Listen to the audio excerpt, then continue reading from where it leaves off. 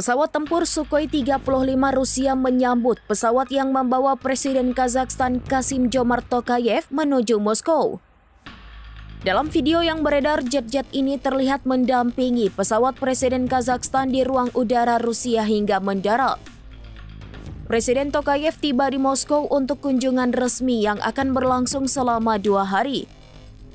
Ia dijadwalkan bertemu dengan Presiden Rusia Vladimir Putin untuk membahas berbagai isu bilateral dan kerjasama di dalam organisasi integrasi regional.